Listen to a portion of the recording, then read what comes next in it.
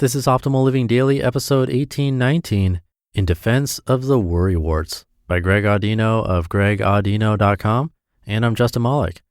Welcome back to Optimal Living Daily, or the OLD podcast, or welcome for the first time if you're new here. This is where I read to you from some of the best blogs I can find and get permission from, mostly covering personal development and minimalism on this show. Now today I have a post from our host of our Optimal Relationships Daily and Optimal Living Advice podcasts. So with that, let's get right to it and start optimizing your life. In Defense of the Worry Warts, by Greg Audino of gregaudino.com. I was recently listening to a speech given by the late, great Wayne Dyer.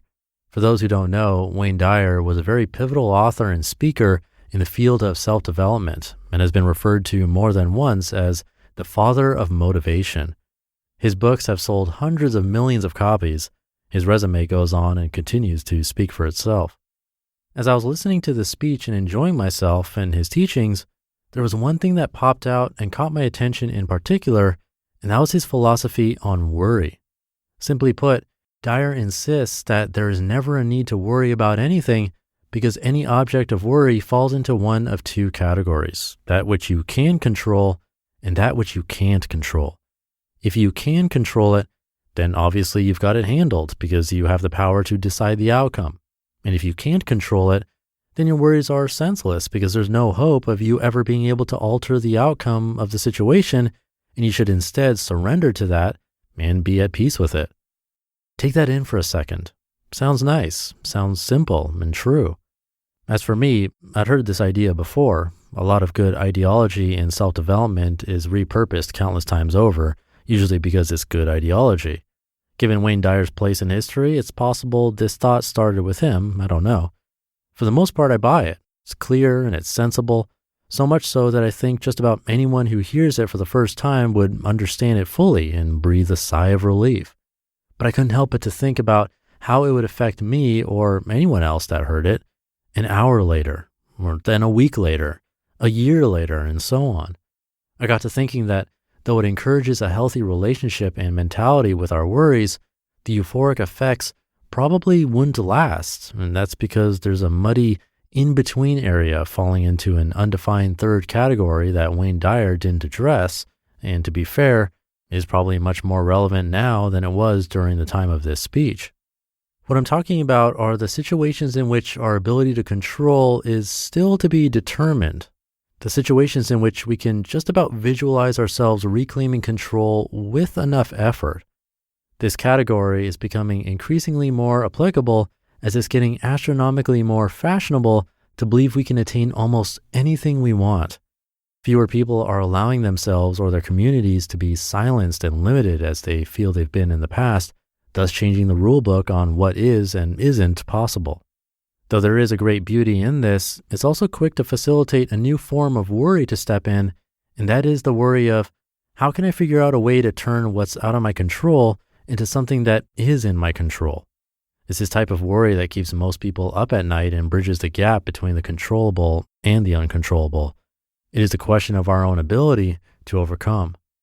Let's go to an example. Since I'm feeling lazy today, I'll use one that I'm all too familiar with from my own background as an actor. Let's give our example a name. We'll call her Donna. Donna is an actress who lies awake each night, tormented about the uncertain future of her career.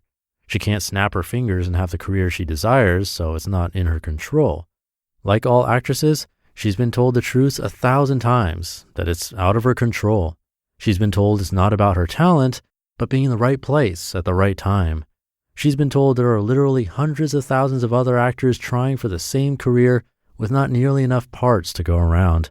She's been told that you never know what the directors are looking for, and that she can miss out on a part simply because she's too tall, too short, had the wrong color hair, the wrong color skin, the wrong color eyes, etc. She's been told she can't buy her way in, advertise her way in, or network her way in. It's up to the universe, so she should only do it if she loves it and doesn't necessarily expect a grandiose career to come out of it. This is indisputably out of her control, so therefore, she shouldn't worry about it, right? Well, caring breeds worry, so as her desire grows, so will her worry. And since her feelings are so strong, they can and will overthrow logic like Dyer's, as many strong feelings do. Her worry becomes not about if she can control it, but how. The thoughts keeping her up live in that third category. They're thoughts like, do I put my morals to the side and sleep my way into the industry? Do I start to film my own stuff that I can star in? Do I create a bigger social media presence? Do I go knocking on more doors and cold calling higher ups? This kind of busy work may fractionally improve Donna's ability to manifest her dream and therefore give her more of a feeling of being in the driver's seat. But until these tactics do or don't end up working, they establish themselves as sub-worries and can lead to guilt-ridden self-questioning about her level of devotion, where she might have gone wrong, and what she's capable of. This is the kind of worrying that is currently taking hold over most of us. Wayne Dyer is quoted as saying, "Recognize the preposterousness of worry. Ask yourself over and over, is there anything that will ever change as a result of my worrying about it?" End quote. In a more egocentric, self-confident era than Dyer's, the answer is yes. The ever-important perception of one's abilities and one's self-worth will change from worrying about it. So what am I saying with this article? Am I saying that Wayne Dyer is wrong? Not really. I'm saying that worry is a very expansive emotion and that many of us are not in a position to fully live Dyer's words because they require a level of detachment and acceptance that for many of us is a ways off. The real concern at hand is that this type of thing happens in face of a lot of self-development giants who seem to have mastered their lives so much so that can often be frustrating to onlookers. The problem with self-development therein becomes listeners who kick themselves because they simply can't absorb this information as easily as it's being given out. It's a case of feeling bad about feeling bad. In order to truly improve upon yourself and rid yourself of worry or any feelings you'd rather do without, the first step is and always will be to accept yourself as you are and change the inner commentary from judgment to patience. There's nothing wrong with you for worrying. It's not senseless. It's circumstantial. Is it necessary? Not necessarily, but it's where you are. Where you are is fine. And where you are is vitally important because it's the first step towards where you want to be. You just listened to the post titled, "In Defense of the Worry Warts" by Greg Audino of gregaudino.com. If there's one thing we're all craving after this very strange and crazy year, it's an uplifting holiday season.